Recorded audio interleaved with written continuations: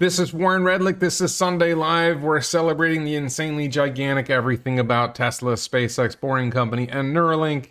I'm really excited today. I do have a lot for you, so we'll see how it goes. GigaFest. So I'm excited about this. I don't know how many of you are going to this. Elon announced, is there a gate for GigaFest? This is Gail Alfar, who is sort of a leader in Austin. I'm not sure what's going on in Austin, but I think there's some issues there. But I think Gail is a leader in Austin, and Elon responds to her. She asks when GigaFest will be for Giga Texas. There was a festival at Giga Berlin before Giga Berlin opened, and Elon said April 1st. My reaction to that was Elon's kidding. That's April Fool's Day. About 5 hours later, Elon said April 7th. I know several people made hotel reservations and flight reservations based on the April 1st comment and had to scramble to change things. I waited a little bit, but I am planning on being at GigaFest. I will probably be there the day before, probably leave the morning after. It's not, plans aren't definite yet, but I believe I know where I'm staying, and I have requested a ticket for myself and my girlfriend, so we'll see whether that comes through. There may be a more formal application process. I used a back channel to see if I could get something. So I'm really excited about Giga Texas for all kinds of reasons. I love going to Texas events. We'll probably try to turn this into a trip to Starbase as well. We'll see. That's really out of the way, considering all the driving we'll be doing. But we'll see how it goes. I'm eager. And there's a Tesla Con Texas event that I'm going to try to attend as well. I believe they're going to have a lot of events on the 6th, which is a day I'll be there for. So there's a lot of potential fun at this event. So if you can get to Austin and you can get an invite, even if you can't get an invite to the actual event, if you can do TeslaCon Texas, that's a group of people who are well connected in the Austin Tesla scene, who are putting together a bunch of events related. I found when I went to the Plaid event at Fremont that the pre and post events were better than the event itself. The event itself was cool. I don't want to underplay that. I got to talk to Drew Baglino and Franz von Holzhausen, but the pre and post events are also great, and they're also worth going to. So even if you're not going to get a ticket to get in, it's worth going to Austin. There's going to be a ridiculous number of Tesla fans there. Austin's a great city with a lot going on. If you can make a side trip to Starbase to see that, also great. So let's look forward to that. Okay, so moving on. Probably the biggest news. There's a fair amount of news this week, but probably the biggest news this week is that Tesla announced they have produced 1,000,04680 cells. Now, are they saying they produced 1,000,04680 cells in January, and that means they've actually produced more before that? I'm not sure. There was some other news before that. For context, if each Tesla has 960 cells in the structural pack, that would be about a little over 1,000 Teslas. There's a lot of people who are theorizing, and that would be about a 130 kilowatt hour pack, which is about 25 to 30% larger than a Model S pack. So there's a lot of people who are theorizing that they won't need to put all 960 cells. I'm not sure how that'll work. I think I put that question up here. Troy Teslike, who is a very popular and respected authority on Tesla, in my opinion, an outside authority on Tesla, said the original plan was to have a larger battery pack in Model Y, Texas Model Y, than Fremont, but because 4680 cell production ramp up is slow, the new plan is to initially put fewer 4680 cells into the pack and have the same capacity. If the, and I think maybe I have this in a second tweet here. So I did my math, right? I did my math and I said 960 cells would be a 130 kilowatt hour pack. If they reduced kilowatt hours to 80 or so, I believe Model Y has about 82 kilowatt hours. That would allow for more vehicles to be produced. Maybe, I think it's more than 50% more vehicles would be produced. So 1,000,000 cells would lead to 1,600 vehicles instead of 1,100 vehicles, something like that. If your goal is to produce more vehicles, that's what you do. As they scale production of 4680, I think we can hope there will be a future Model Y that does have a 130 kilowatt hour pack, and that would be amazing. Now, I asked Elon, Drew Baglino, Monroe Associates, and Limiting Factor what they thought about if Troy is right, and I think he probably is, that they won't put 960 cells in each Model Y. Will that affect the structural up at the top? Will that affect the structural benefit of structural pack? In other words, the cells are providing structure to the pack. Limiting factor said he thinks the vehicle will be lighter for the same kilowatt hours. Be interested to see by how much. There should be ways to maintain pack rigidity regardless of cell count. The question would seem to be what approach is best. So maybe we'll learn about this at the Giga Texas event. Maybe we'll learn at this before the Giga Texas event. I'm really looking forward to finding out more about this in general. So 4680 is happening. This is really good news. Very excited to see that. There have been images of Tesla Model Ys coming out of Giga Texas that appear to be getting ready for delivery. Mitch says they can put blanks in for structural integrity. How much do those weigh? Do they provide the same structural integrity? Is that a not great solution because it adds less useful weight and diminishes the value of structural pack? I don't know. So there have been images. There was an image of a truck with several Model Ys that appeared to be coming from Giga Texas, maybe heading somewhere for delivery. They were multicolored, so they didn't look like they were for crash testing. We'll see what happens. That's an interesting bit. Another detail, more supercharger stations are opening. Ryan says that 10 minutes after the Santa Monica superchargers open, they're already full. That doesn't look full to me, but okay. Elon said, this is here. Elon said, futuristic diner drive-in theater planned for the Hollywood area. And of course, you can pay in Doge. I have not bought Dogecoin yet. I'm getting closer and closer to buying Doge. Haven't done it yet, though. Just a little bit here, bouncing around. Jim Cramer tweeted about... Sorry, Elon tweeted up here. Elon tweets here about a lunch with Munger. Munger is part of Berkshire Hathaway, Warren Buffett's right-hand man. He tweets about being at a lunch in 2009 where Munger told the whole table all the ways Tesla would fail. And Elon described that experience. Jim Cramer responds to that saying, I wonder how you could persevere in the face of this level of negativity from people. I was skeptical till I drove one. Elon said product is greater than marketing and Plaid Model S and X are sublime. On that note, people are getting delays on their Model X orders. Eric here had his Model X ordered. It looks like that might be a long-range Model X. His Model X order was delayed to July. My Plaid X delivery was also delayed until July. I am not certain that I'm going to buy the Plaid X when it becomes available, and I actually appreciate having 3 more months to steady my financial situation, have a better sense of whether I can do it or not. I'm pretty sure I can do it. It's going to cost me $2,000 a month to finance it and something up front. And I think I'll be able to sell it for more than what I paid for it or close to what I paid for it. So I'll be out, let's say $10,000 over 5 months or something, and I can afford that dumb mistake. So but anyway, it's notable that Model X's keep getting delayed. Elon had tweeted something about or said something about it being a mistake to it was a mistake to stop production of Model X when they did, that they should have continued producing because there was demand and they were making money on them. But I think that's a small mistake. Just real quick here, on this Locals platform, Kat and I did a full video. It was about an hour and a half long discussing the lawsuit against Tesla by the state of California, Department of Fair Employment and Housing.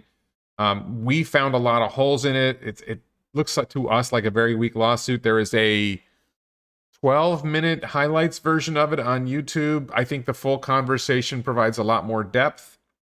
Because of the nature of the topic, I decided to edit it down quite a bit for YouTube because of YouTube censorship. The reason I do the live streams here on Locals is because of YouTube censorship.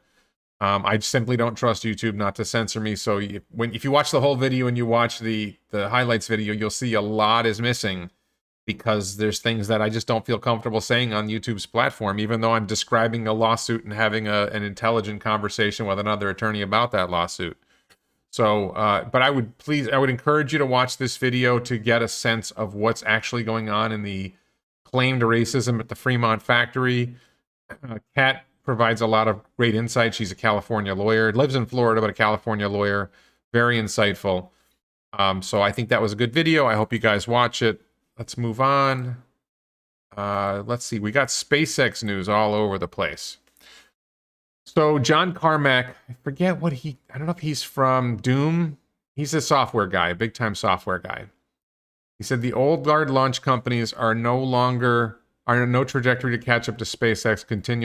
Continued denial is likely behavior, but it'd be fun if they accepted and took a hard turn away from conventional and tried some crazy Plan C behavior like rotovators, SSTOs, single stage to orbit.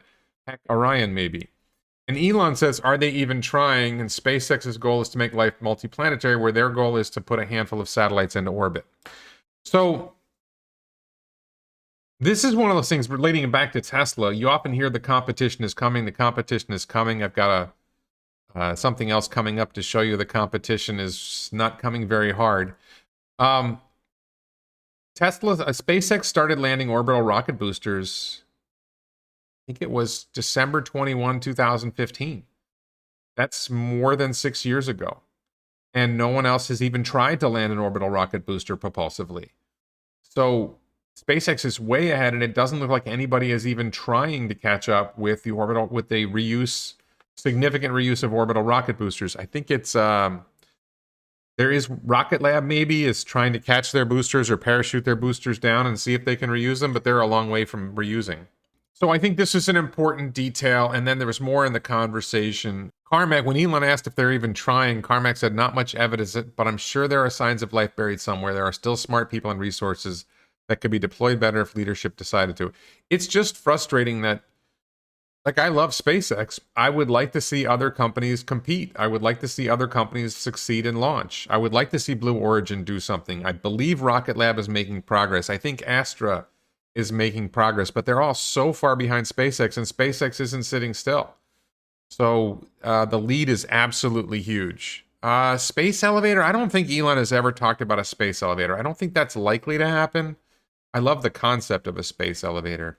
So the other big SpaceX news that I found really important was Jared Isaacman, who was the CEO of Shift4, founder and CEO of Shift4, which is a payments company. If you go to some restaurants or stores or whatever, and you're using your credit card, the thing you stick your credit card in might say Shift4 on it. All of a sudden, I started noticing that since Countdown, the Countdown documentary on Netflix. Jared Isaacman headed up the mission, the first civilian mission into space that was known as Inspiration 4. He has announced, I think it's 3 missions coming up. He's going to do a launch with Sarah Gillis, Anna Manon, and Kid Poteet. Gillis and Poteet were in the Countdown documentary supporting the mission to go into space, so now they're going to get to go into space. It's going to be really exciting. I believe the first launches, they're going to go deeper, into a more distant orbit, the largest orbit that humans have been in since going to the moon. So that's going to be exciting. They're going to be testing different aspects. I think they're going to be doing a spacewalk. They're testing different spacesuits. And then the third mission, I forget what the second mission is. The third mission will be on Starship. They are planning to do a human mission on Starship. This is all to develop. I don't know how many of these Jared himself is going to be on, by the way, but they are working to help develop human space flight with SpaceX.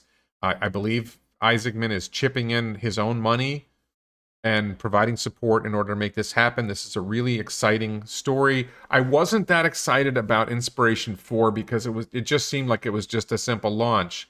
But when you realize all the things that they're doing to get better at human space flight, and not just human space flight, but civilian human space flight, I'm starting to come on board with the idea that what Isaacman is doing is really important. What Isaacman and SpaceX are doing in this mission to be better to learn more about putting humans into space and how to deal with that. I believe the missions will be longer. The Inspiration 4 mission was maybe 3 days in space. I think they're shooting for maybe 7 days in space in future missions. A lot of really good ideas. I'm really excited about this. I think Jared Isaacman, I don't know how the guy has time for this. This guy is amazing. Well, thank you, Mr. Feinstein. I don't know what your first name is, but thank you. He said, I listened to Warren the way my dad used to listen to AM talk radio. I'm flattered. Thank you. So, the other big SpaceX news was Elon announced that there are over 250,000 Starlink user terminals. By the way, I have a Starlink user terminal on order. I should get it in the summer. I have a piece of land that's in the middle of nowhere that I plan on using it for. I don't need it where I am now. If I could use it here, I probably would, because my upload speed from my internet connection is slow. You can see here, this is an Australian bragging about his connection, and he's got 173 megabits per second upload. Now, My upload speed is around 10 megabits per second, which is not enough to support a 4K stream. I don't stream in 4K. I stream in 1080p, or maybe it's even 720p to the locals platform. When I stream to YouTube, it's 1080p. So this is pretty restrictive. I mean, the connection I have is pretty restricted, but having this kind of connection would make it much more viable. And I don't know if I've mentioned this before, but I'm probably in 2023 going to get an RV and drive around the country. A lot of different places to go, a lot of different things to see with my girlfriend, who will at that time, hopefully, if all goes well, be my wife. Oh, Tesla Howard. Thank you, Howard. And the idea is that we would travel with an RV, like a Cybertruck pulling a travel trailer, and we would have a Starlink antenna so that we can get our work done, because she also does work using video through the internet. We would be able to get our work done with a Starlink connection. If we have this kind of connection, we'll be able to work from anywhere. It'll be awesome. The triplets won't be there yet. That's a nice idea, though, Sarah. I don't think we would have kids until 2024. Howard's getting his Starlink. Yeah, my cousin has Starlink, and he's really excited about it. He lives in the middle of nowhere in New Hampshire off a dirt road. He was using DirecTV or something like that, or HughesNet or something, and it was not fast enough, bad latency and everything. So Mitch is apparently not having a great experience with Starlink. Interesting. Well, hopefully it will get better. Elon actually has an answer about that, by the way. Tesla and the Gong is talking about how great it is, but he asked, will upload latency get better when all the satellites become laser? And Elon said yes, but more ground stations and improved packet routing will make a bigger difference. So hopefully, Mitch, they're going to improve all that stuff. Mark says about my RV idea that Airstream will soon offer an EV-powered trailer. I don't know how soon that's going to be, and Airstreams are really expensive. I would like to do an Air. They're also, like, my goal for the trailer that we will get is hopefully it will be efficient, so we'll be able to get more range. But hopefully by the time we do this, I will own a much longer range Tesla, and then I won't be as worried about the range of that. How do ground stations work? Good question, Howard. So what happens is, let me take this off the screen. So the satellites are orbiting the Earth. Here's the Earth, and the satellites are going around. When you have more ground, and the satellites fly over, and they send signal down to ground stations, and the ground stations are now connected to the Earth internet. And I think Elon said, what did Elon say exactly? He said more ground stations. So the more ground stations they have, the more the places the satellites have to communicate with, and the better access that they have to the internet. Packet routing is just how efficient the network operates. So then there's another question. I guess Elon was flying, and Omar said, are you using Starlink right now? And Elon was flying at the time. He says, how soon can other aircraft use it? Elon said, depends mostly on FAA certification, but hopefully within 6 months. We're testing on Gulfstreams to debug issues, but deployment priority is commercial airliners. They want to be able to put Starlink on commercial airliners so people who are flying will have really good internet at a reasonable price. And I think cruise ships would be another priority for them, but I think there's probably a lot more people flying in planes than there are riding on ships. So, just a personal bit here. So I'm an FSD beta tester. This is a major intersection that I regularly cross. It's the intersection of Turtle Creek and Sample Road. The road that you see is Sample Road. The road going straight ahead is Turtle Creek, and the one behind me. And I don't think you can really see it on here. I'll try. I don't think I can show it to you on here. But the blue tether on the car flickers between the left-hand lane it should be going into and the right-hand lane it shouldn't be going to, and in the past it struggled so badly with this intersection that it would make a left turn from a non-left turn lane because it didn't understand what it was doing. It would try to change lanes into the right lane, but I wouldn't let it be in the right lane because there's an immediate left turn right after you cross over the intersection. There's an immediate left turn, so you need to be in the left lane. And it's getting better. Version 10.9, I think it was version 10, the early version of 10.10 finally was able to go straight from the left lane across the intersection. It seems to want to maybe go into the right lane or maybe go left a little bit, but it does make it across. It still wants to make the lane change before we get to the intersection to get into the right lane. If you force it to stay in the left lane, it does go across okay.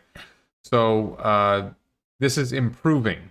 It's not perfect, but it's improving. And you can see when you're looking at the UX, you can see that it's struggling to identify which lane it should be going into by watching the tether flicker back and forth. It's obvious to me which lane it should be going into, but it's struggling. And I'm working on a video that will hopefully be ready this week, where I break down the Elon interview with Lex Friedman. I break down what's going on with with FSD.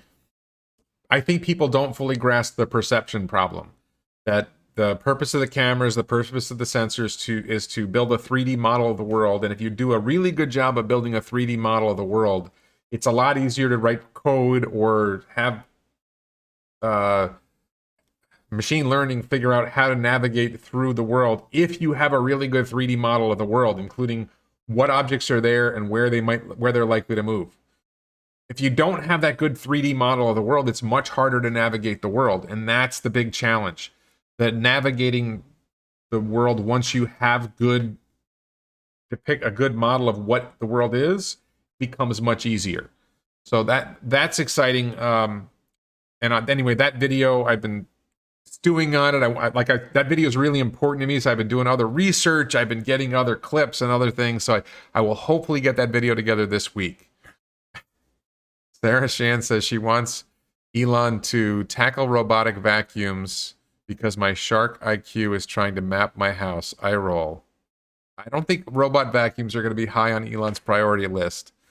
Maybe my Tesla bot will have a vacuum attachment. Maybe. That would make sense. Okay, so a couple other things I wanted to talk about that are loosely related to Tesla, at least. So Dave Lee made a video responding to a CNBC video that relied on this guy Taylor Ogan to trash FSD beta.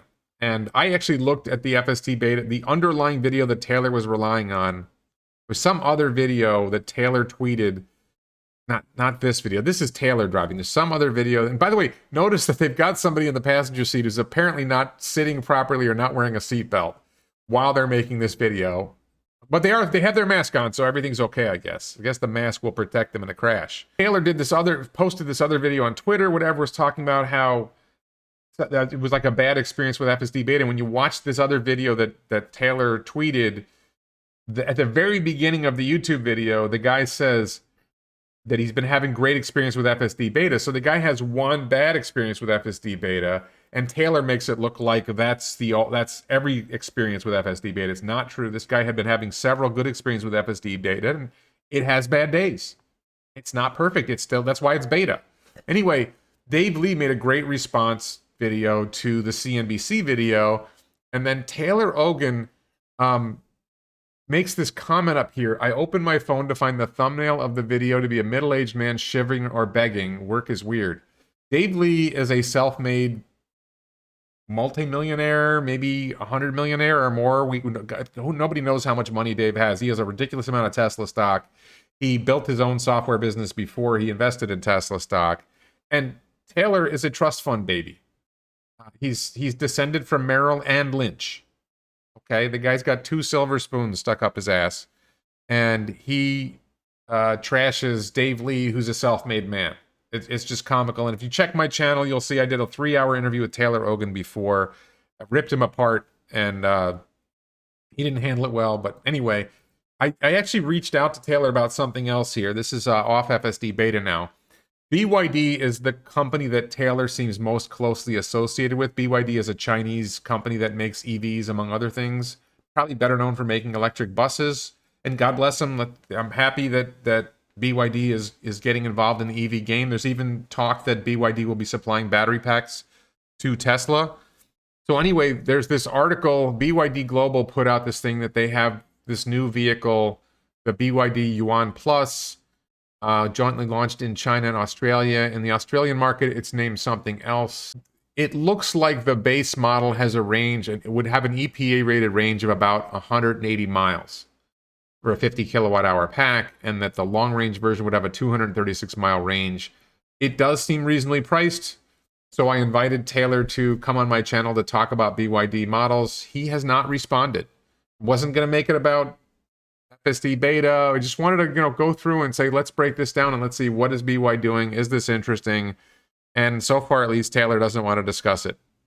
Another cool video, Freelancer Finance, if you find them on Twitter.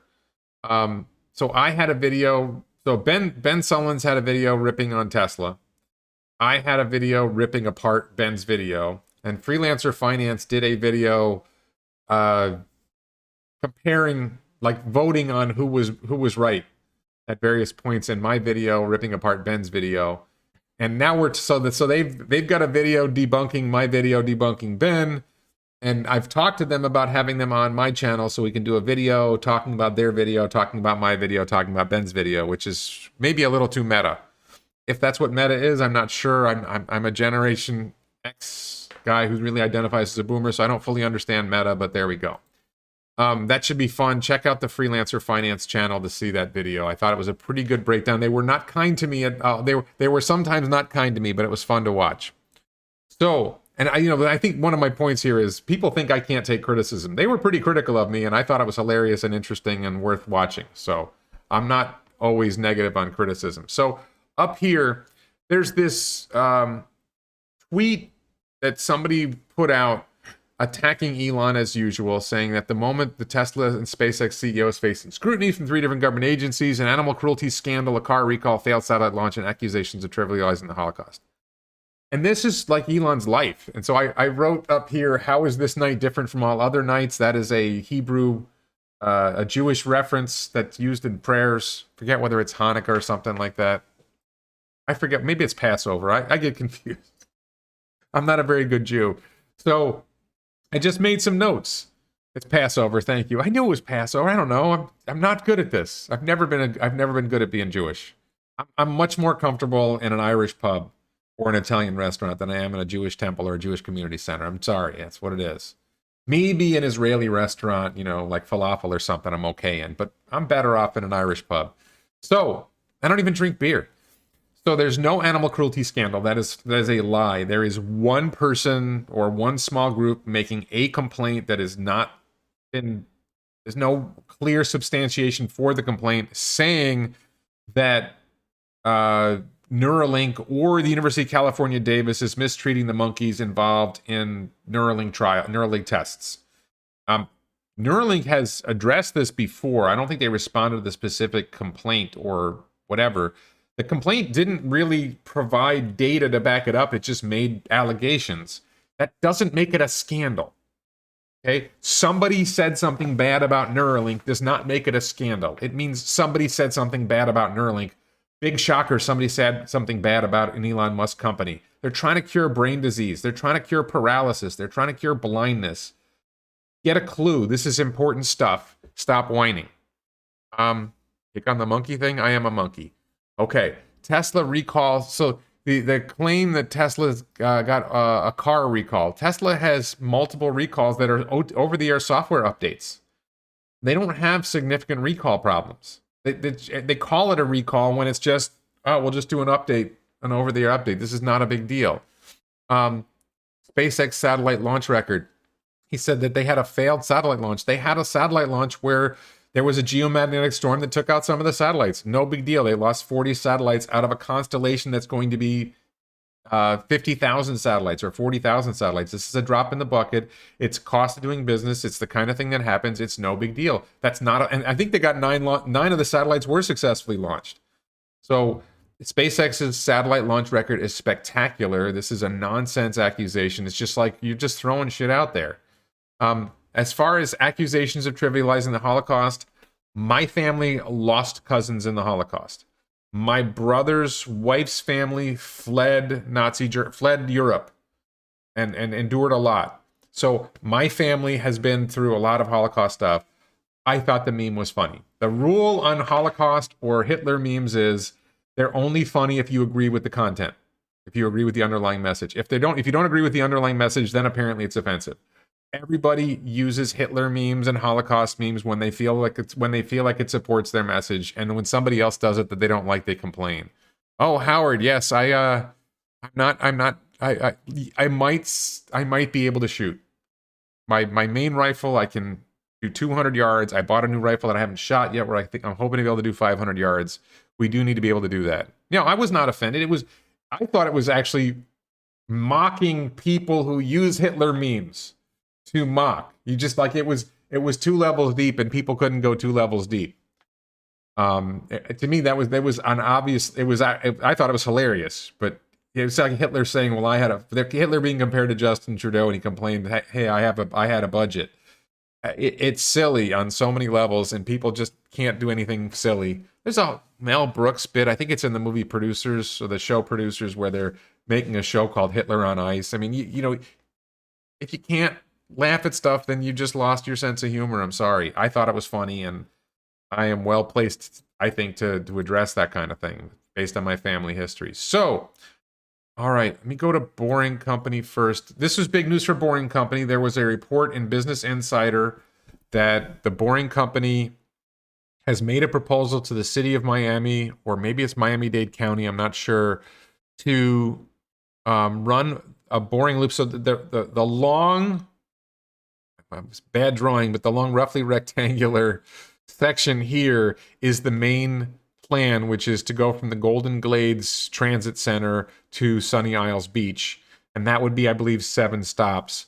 The bubble down below is FIU Biscayne, Florida International University Biscayne. There might be a spur to that. Up at the top on the left there is Hard Rock Stadium, which is where the Dolphins and Miami Hurricanes play. Miami Dolphins NFL and the Miami Hurricanes college football teams play, and they may be included.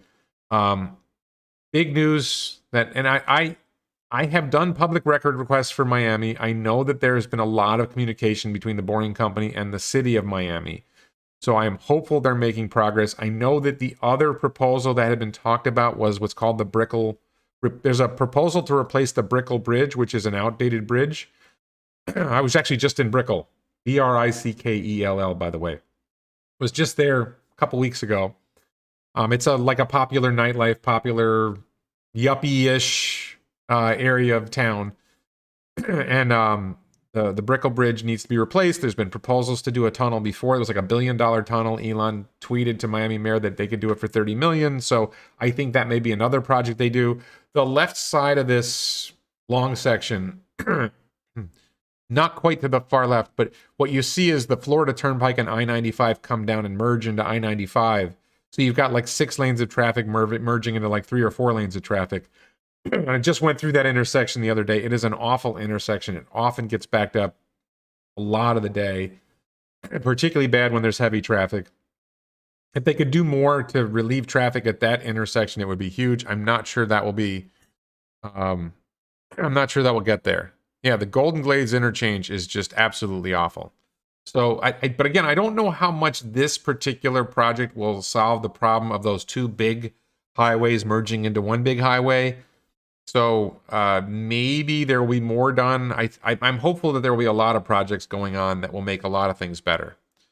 So there was this response from Fly for Dat, who is apparently an Elon hater, who said it's, $220 million for 6.2 miles, up from $47 million in Vegas for 4.6 miles. And I just pointed out, number one, the Miami proposal has 7 stations instead of 3. Check out the stainless steel water bottles and the t-shirts at elonbits.com, by the way. We don't know. We don't actually have a physical copy of the proposal, so we don't know what the proposal is. What's included in the $220 million versus what was included in the $47 million. We don't know the answer to that. I don't believe that it's 4.6 miles in Vegas. I'm not sure what the $47 million for 4.6 miles is. My recollection is that Vegas is about a mile or 2. I wrote it. I think it's like 1 to 2 miles, not 4.6 miles. So I'm not sure where he got 4.6 miles from. I think he may have made that up. So there's a lot of different things going on here. And, of course, the shot, almost as real as Musk is a con. Every time somebody says Elon Musk is a con or a fraud, I just tweet an image of, or GIF image of orbital rocket boosters landing, the Falcon Heavy rocket boosters landing. Total nonsense. Let's do Q&A. But the 4.6 mile extension is not part of the $47 million. I don't know what he's talking about. So, and thank you, Howard, for questions. So I'm just going to go through some questions. This is on the Locals platform from Crazy Dave. If you are a supporter of my channel, either on Locals, on Patreon, or on YouTube as a YouTube channel member, I ask people to submit questions. I have questions from all 3 platforms, so I'm going to go through them. I got most of the questions from Patreon, but this is the question from Locals. Crazy Dave asks, what are some of the best methods to hold Tesla stock, and what are the potential pros and cons to those different methods, tax benefits, beneficiary distributions, etc.? I'm not really the right person to ask this question. I will say that if you can do a Roth IRA, my general sense is if the stock is going to 10x or more, then a Roth IRA is probably the best choice. I don't think I can do a Roth IRA with my current setup. I've been doing regular IRAs for a long time. I don't think I'm in the right position to do a Roth IRA conversion at this time. So I haven't done a Roth IRA conversion. There's a famous story about Peter Thiel, who is the founder or co-founder of Palantir, that he owns his Palantir stock in a Roth IRA. It has grown outrageously, from like $50,000 to $50 billion. I'm making up the numbers, but something like that. And all of that gain will be tax-free because of the way Roth IRAs work. But I think the best answer is to talk to a professional investment advisor. You could talk to Bradford Ferguson in Indiana. You could talk to Ross Gerber in California. Those are two people. I can't recommend them because I've never had them as my financial advisor. I just would say that and I don't know that Bradford is taking new clients, by the way. I think Ross Gerber is taking new clients, but you could reach out to either one of them. And you can reach out to any professional investment advisor, but the tax implications, or talk to a tax lawyer. This question is just over my head. I'm probably doing things wrong, and I'm not worried about it because the practical reality is if Tesla stock 10x's, 20x's, 50x's, I'm not really going to care that much about the taxes. I'm just not that focused on that kind of issue. But I do think a Roth IRA would be the right answer if it's possible for you. Howard says, I'm a supporter on the app. Why can't we navigate away from locals and do other things while listening? I don't know. I'm sorry that I don't have a good answer for that question. Locals is not perfect. Locals is a part. It's now a part of Rumble. Maybe Rumble does that better. I would like it if they did that better too. But the practical reality is I can't do YouTube because YouTube demonetizes my live streams. So this video is being recorded, and will be posted on YouTube shortly after we're done. I have to edit it a little bit to make sure I don't say anything bad. I don't think I said anything bad so far. And just cut out the very beginning and, whatever short spots there are, and make sure the audio is right. Post it on YouTube, and that will be as a YouTube premiere, so there will be a live chat on the YouTube premiere.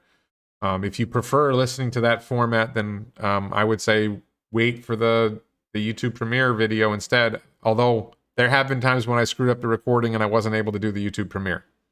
So anyway, Crazy Dave, I'm sorry I can't give you a better answer. Talk to a tax attorney, talk to a professional investment advisor. I love Ross Gerber. I love Bradford Ferguson. Either one of those guys or somebody else are much better. I'm not saying they're the right person to answer your question, but they're better than me. Okay. So from Patreon, Eugene says, I know you don't like to do short projections, but I'm about to purchase 300 shares. Can you think of any reason to wait or not do it later than due to an upcoming event? So I am waiting for a specific thing to happen in my accounts related to my divorce that will free me up. I don't feel comfortable trading stocks in this account while it's pooled. One of my accounts is going to be split in two, with my ex getting half of it. Once it's split, I am planning to sell pretty much everything else and go all in on Tesla stock. I am hoping the price stays down to around $850 until we're ready to do that, which should be this coming week. But I would buy it $1,000 a share.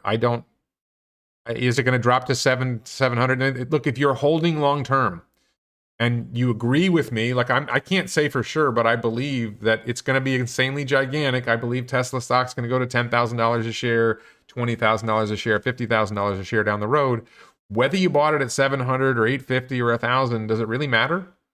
And it matters a little, but I don't play the timing game. When I have free cash, I buy Tesla stock. I might buy a little Doge, not sure. This can be an IRA, so I probably won't buy Doge in the IRA. Howard suggests dollar cost averaging. Again, this is the kind of question you would talk to a professional investment advisor about. My attitude is when I have free cash, I buy Tesla stock and I don't try to time it. But I'm not qualified to give you professional investment advice. That's just the way I do it. I think I'm right. If you're holding cash and the stock goes up, you're going to regret not buying it. If you buy the stock and the stock goes down, you're going to regret not waiting. I can't fix that for you. I can't predict when it's going to go up, when it's going to go down. The only thing I can guarantee you is the market will fluctuate. I think Professor Pagoo said that. I could be wrong about who said it. Okay, AK asks, what do you think about comments from Adam Jonas of Morgan Stanley, who on Friday said the inflection from robotaxis is closer to 2 decades away rather than 1? He also said we view the Tesla FSD claims as part crowdsourced R&D, part recruiting effort. I believe, I always believe Elon, but it's not just Elon, it's James Dalma. I drive FSD beta. I think I have like this video I'm going to make this week, I think will explain it a lot better. The question is, can they develop a good 3D model of the world from the photons coming in from the cameras? I think they're making huge progress with it. I think it's getting better and better. I think certain things are coming online, a larger pool of drivers in FSD beta trials, Project Dojo, and the existing supercomputing resources they have to do the training. I think they're making a huge amount of progress. They're getting a lot better at it. And it's one of those things where you don't know when you're going to get there. When you get there, like you're there. It just happens. So when are they going to hit that moment when they've got it? I think Elon's making a lot of sense that it's going to be later this year. If it's next year, who cares? The idea that it's a decade away, I think that's insane. I think anybody who's driven FSD beta knows it's not a decade away. That's my take. Again, not professional investment advice. That's just what I see. That's where I'm putting my money. But I think Tesla stock goes to $10,000 a share without robotaxis ever driving. I think Tesla on vehicle sales and energy alone reaches $10,000 a share. Throw in robotaxi, throw in bot, $50,000 a share, $100,000 a share is possible. And likely, frankly, if those things happen. Melody says, with talk of SpaceX stock split, do you think this might be a move towards Starlink going public this year? That was my first thought, Melody. My first thought when I saw the stock split for SpaceX was like, why would they bother doing that with a privately held company? It does seem like that would make a lot of sense, that there's a reason they did the split, and the reason they did the split might be they're expecting to do a Starlink IPO. This year, I'm not sure. I don't know that it has to go that fast. She said SpaceX investors having the opportunity to purchase Starlink without losing overall shares in SpaceX. I don't know. I think it just allows people who have a small number of shares to have a larger number of shares that gives them more freedom to work with. I don't think the stock split is for SpaceX employees only. It's for anybody who holds SpaceX stock. I mean, maybe there's some other side benefit, Alexandra. Maybe you can explain that better. I'm not sure what you mean. Mitch, I'm not sure what you're referring to about Ubiquiti Dream Machine Pro. What that... Oh, maybe that's a reference to Starlink? Okay, that's a reference to Starlink. You guys are having a Starlink conversation in the chat, and it's over my head because I don't have my Starlink yet. So, Night Panther says, I own 2 Teslas, moved my I guess his Model S from State Farm to Tesla Insurance. His 3 stayed, I guess, on regular insurance. Said his umbrella policy went from $175 a year to $380 a year. Still $175, but premium endorsement adds at $2, $200. You need to talk to an insurance agent about this question. I don't know if you have an insurance agent, or if you have State Farm, you're working with an insurance agent. So if your umbrella's with State Farm, so you should be able to talk to your State Farm agent and say, hey, what's going on with my umbrella?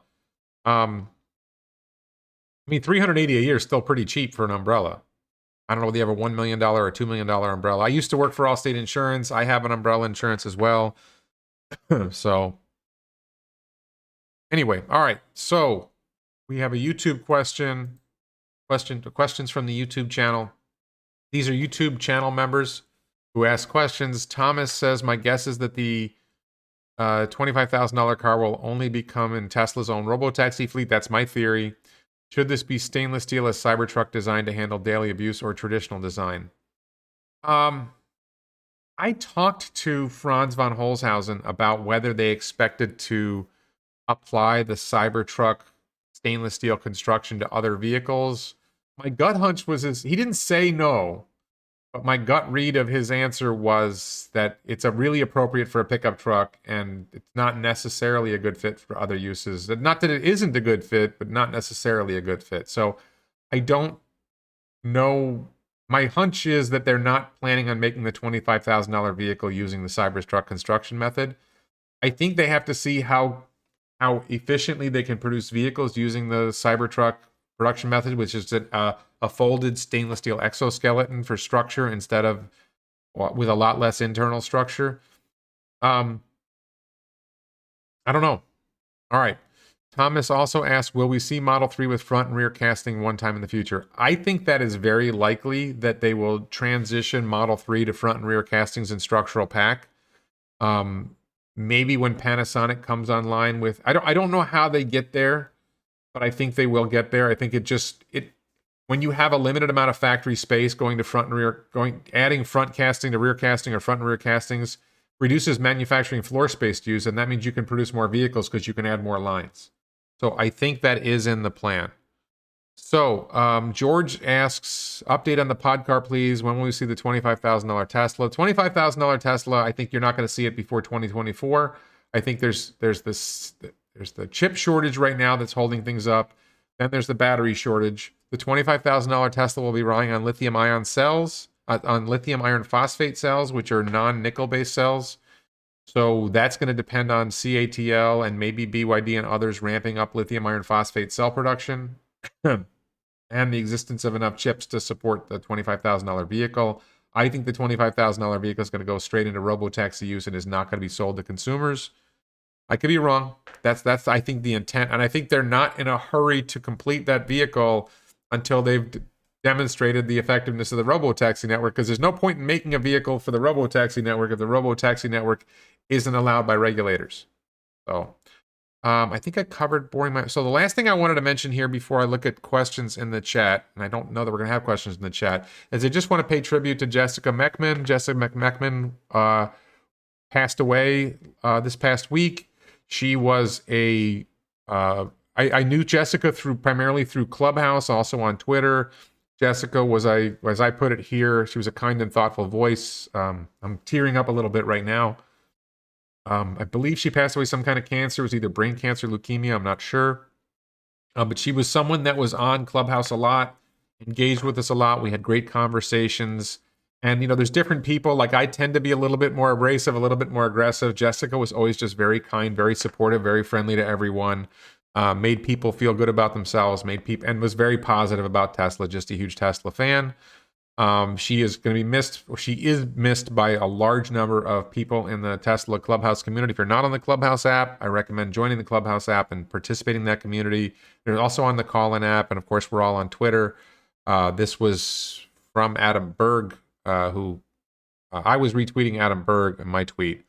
So, wonderful person, really nice, and I just wanted to take a moment on something I don't normally do.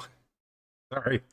Take a moment on my live stream to just mention her one more time, because we tend to forget people.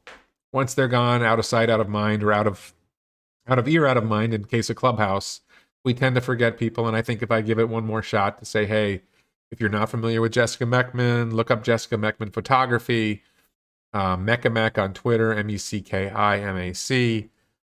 Was just a wonderful person, and she will be missed. So I don't see any other questions. So, and I want to thank everybody for bearing with me while I do that tribute to Jessica, because she was a wonderful person.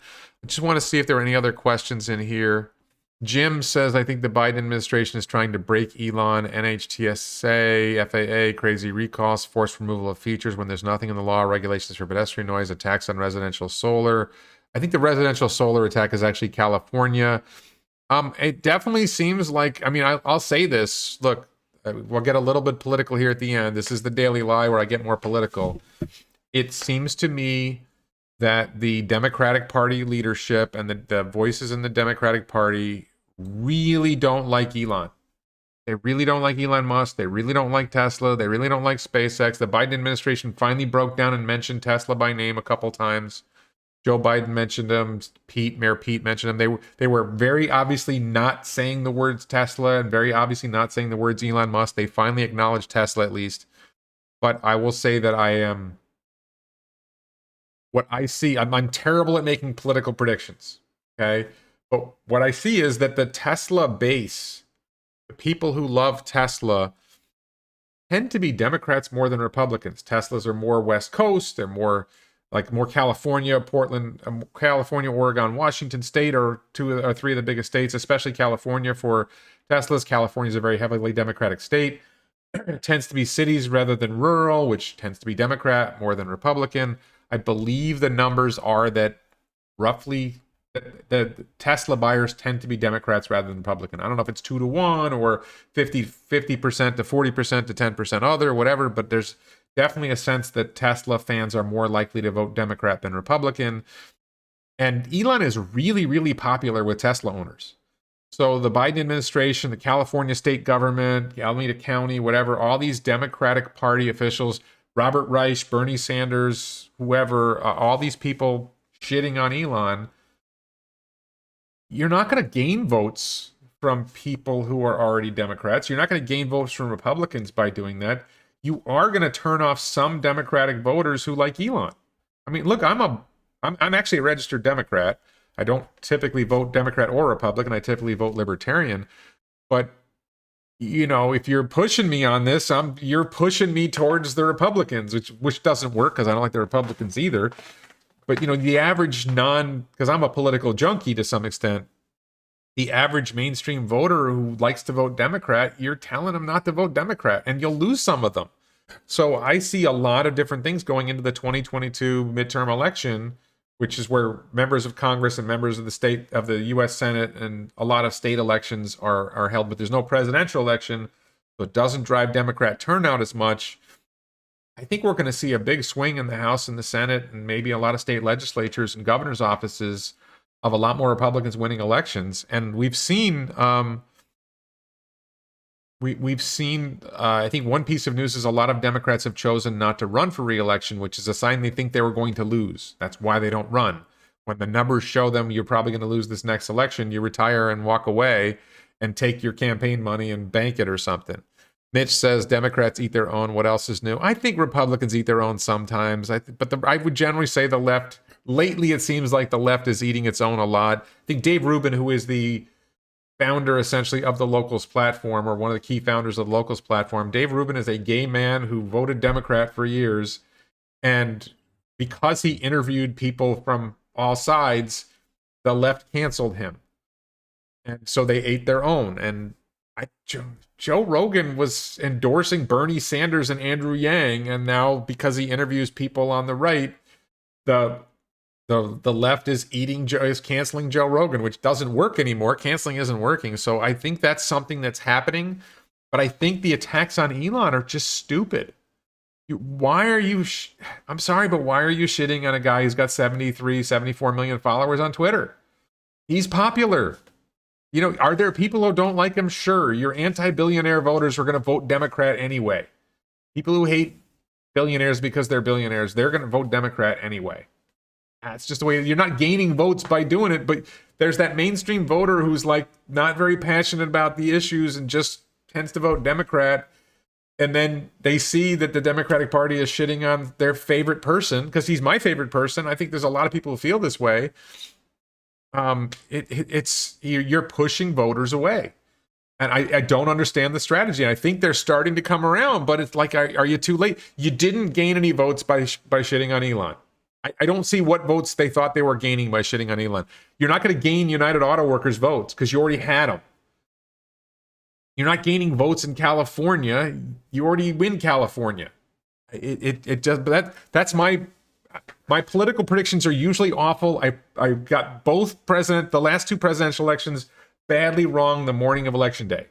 I predicted that Hillary would win in a landslide in 2016, the morning of election day, and I was obviously wrong. And I predicted Trump would win in a landslide in 2020, and I was obviously wrong. So what do I know? There should be lower age limit for POTUS, lower to 50 plus or younger. I don't know if I agree with that. I think that there's value in having older presidents. I don't like the bar at the young age, but now that I'm a 55-year-old, almost 56-year-old man, I'm starting to appreciate the value of age as wisdom. Yeah, I do worry. Actually, I worry. Mitch says left-wing socialists have gone too far, basically an invitation to bring Trump back. I do worry about that. I did not like Trump. I know a lot of people love Trump. I did not like Trump. I didn't like Trump before. I don't think he accomplished as much as other people think he accomplished. I'm not a fan of the wall. Walls are dumb. I did appreciate that he wasn't afraid to say stuff other people were afraid to say, and that he didn't apologize for saying what he wanted to say. But I'm an upstate New Yorker, and he's a New York City guy. He's a loudmouth from Queens, and I'm from Albany, New York, and we never liked loudmouth New York City people, so I didn't like him for decades. And I still don't like him. And he didn't do much. I don't think so. Howard says I like Trump and what he did in the Middle East especially. I don't think he did enough. He talked about ending wars, and he didn't really end them. He should have gotten troops out of Afghanistan. He should have gotten troops out of other countries. He talked the talk, but he didn't walk the walk the way I thought he should have. You know, you asked me objectively. I mean, I'm torn. Like Ron DeSantis, I live in the state of Florida. I really like Ron DeSantis. It's one of the rare Republican votes I feel good about. Half want him to run for president and half want him to stay governor to protect Florida from whatever happens. He didn't start any wars. That's probably true. He didn't end them either. He could have done a lot more. But yeah, I mean, if Hillary had been president, she probably would have started a war with Iran. I can't argue with that. I think that's likely. So he moved the embassy to Jerusalem. That was good. I like that move too. And that's one of those things where it's like, I don't understand why the Jewish community didn't embrace him after he did that. So that was a particular effort to, I think, politically to draw on the Jewish community. And don't forget, Trump's daughter is married to an Orthodox Jew. So Trump started civil war in the Capitol. The Civil War has been going on for decades. I don't think Trump helped produce one of the best economies ever.